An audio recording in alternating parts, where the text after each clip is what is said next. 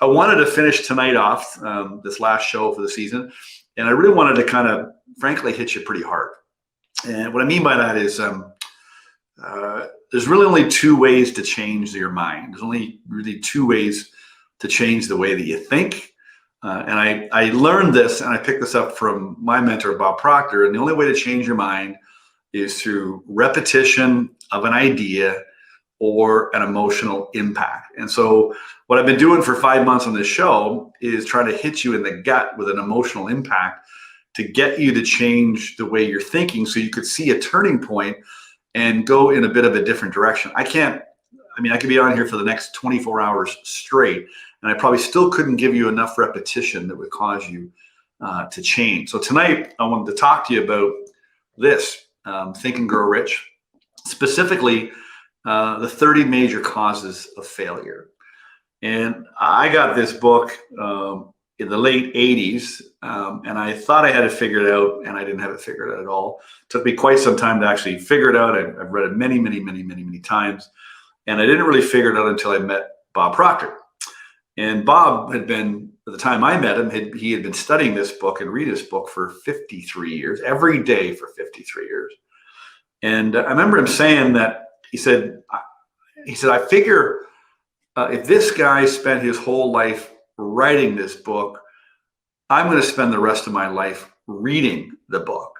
And so Napoleon Hill, the author, and if you're not familiar with the book, just real quick, Napoleon Hill met the richest man in the world back in the early 1900s. His name was Andrew Carnegie. You've heard of Carnegie Hall and maybe Carnegie libraries in your city or your country.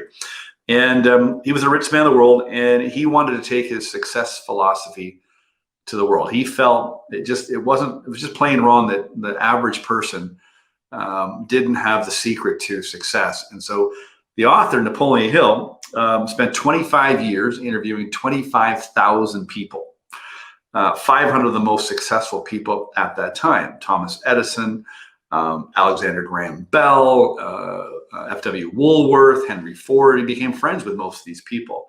And anyway, so this book it's not just a self-help book. It really is it's a system. There's 13 principles in the book he talks about. There is a secret in the book. He mentions it 100 times at least. And it's not a philosophy, but it's a system that Carnegie had created and passed along. And I figure this is a data collection. Like, this guy interviewed 25,000 people. So anyway, earlier this week, I was working on myself, actually, and I thought to myself, I gotta check myself against this list. And in the organized planning chapter, he talks about leadership, and he talks about the 30 major causes of failure. So tonight, I'm going to cover them real quick. If I were you, I get your pen out and just take inventory as I'm going through. If I say something in these 30 points that strikes you, one of the items you need to pay attention to, just jot down a couple of words to remind yourself of something that you need to focus on and work on. And the other thing I learned about this is that it doesn't matter how many books you read. It doesn't matter how many webinars or calls like this you come on.